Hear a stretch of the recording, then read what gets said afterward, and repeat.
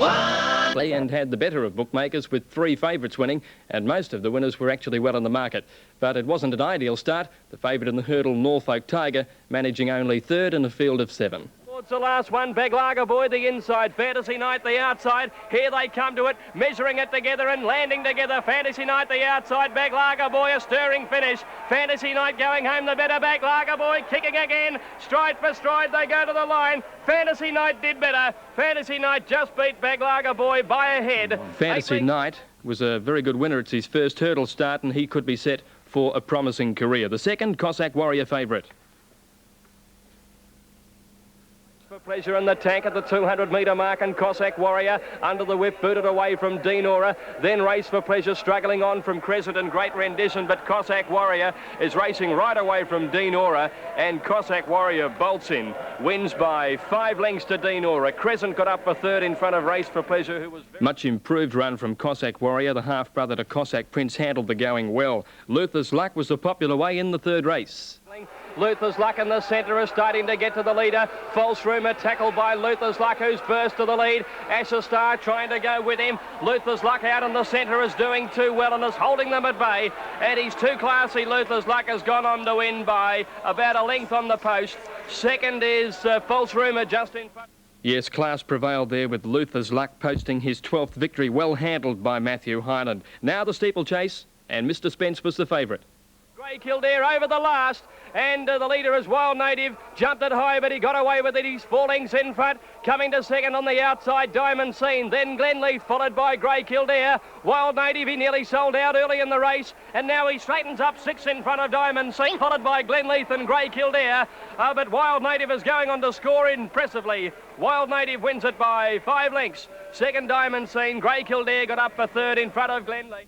Wild Native, the winner. That was his first start over the tall timber, and a very good performance. And the favourite, Mr. Spence, sold out at the 4th last one. Aquastar was popular way in this. Mandator and then Aquastar from Workstar. It's Chestnut King taking the lead with 100 metres to go now from Distant Voices. Workstar with a late run on the inside, but Chestnut King is clear. Aquastar finishing fairly, but Chestnut King's gone on to win nicely. Second, Workstar over on the inside has got through to get it in front of Distant Voices and Aquastar. And that made it 3 in a row for the promising Chestnut King, scoring decisively in the first Sandown Country Cup. Race 6, Reputed, was a short price. At the 200-metre mark, leads by a length and a half to Yorick and I'm No Saint, and then Red Opaque. It's Reputed, the leader at the 100, doing it well, holding a length and a half break over I'm No Saint, Yorick, and then Red Opaque, but he's much too classy, Reputed. Hands and heels, he goes down to win by 3 lengths. Second is I'm No Saint, third probably Yorick in front of Red Opaque.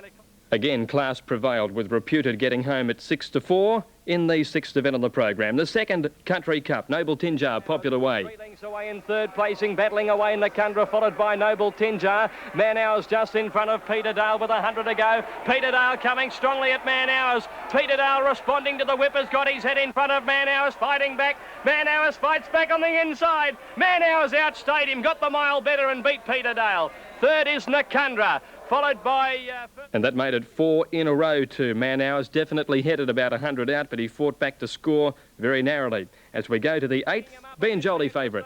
Ask Again in front, Mr. Teagleby starting to pick him up. Ask Again getting tired, Mr. Teagleby and Beatrice Levitt right over the top of them. Mr. Teagleby getting to Ask Again, Beatrice Levitt. It's Mr. Teagleby, Beatrice Levitt getting to him. They go to the line, Beatrice Levitt got up.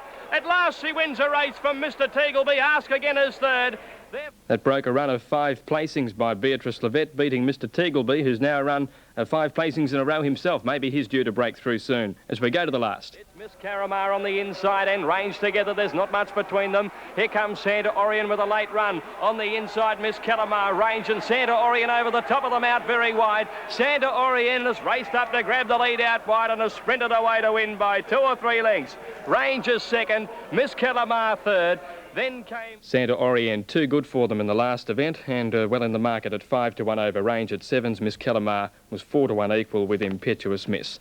Today's daily double for 1 and 6, $4.45. The quadrilla 4-1-3-6 paid $65.90. In Sydney, the double at Rosehill 8 and 2 paid $17.05. At Victoria Park in Adelaide, 12 and 4 netted $6, or rather $9.65. Tried to rob you. The Kilmore daily double 5 and 7, $23.50, and the quadrilla there for 5, 2, 7 and 3 $257.10. An outside barrier appears to be the only obstacle for the favourite Village Kid in Harness Racing's Melbourne Cup, the Inter-Dominion tonight. Those drawn near the inside, like Victorian Bag Limit, the second favourite, look to have the best chance of upsetting the Kid. And the race will be seen live tonight on ABC television starting at 8:30. Should be a great race. Well, that's the day in sport. Back to Edmund for the weather. Thanks very much, Greg. Well, it's been a welcome respite, even though we're going all over the place tonight. We do need the rain, with generally fine conditions over most districts today, and it'll be like this for the next 3 days, except in the far south. More about that later as we turn to the main centres across the nation to see how they fared, and it was fine throughout, but not very high temperatures in the southern capitals. Now, tomorrow, Melbourne could have a few showers, and so could Adelaide, but the rest will be fine. And in the viewing area, temperatures were mainly between 14 and 18 degrees, and that's a few degrees below average for April. At the extremes, East Gippsland was warmest again. Orbost had 20, Mount Buller the coldest on only 10, and at Melbourne we had a high of 18.7. The satellite chart shows the cold front, which has moved out in the Tasman, and more fronts are moving through the Bight area. There they are on the noon chart, and as they cross southern Victoria, we'll be in a moist west to southwesterly airstream.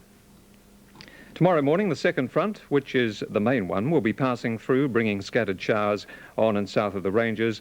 The high will then ridge in, but that front to the southwest of the continent could change conditions on Wednesday. Now, southern New South Wales will be fine, cool to mild and partly cloudy, a light to moderate westerly wind. Victoria, scattered showers developing in southern and mountain districts by morning, remaining fine on the northern plains. Cool westerly wind, fresh to strong about the coast and turning more southwesterly tomorrow, and a moderate to rough sea.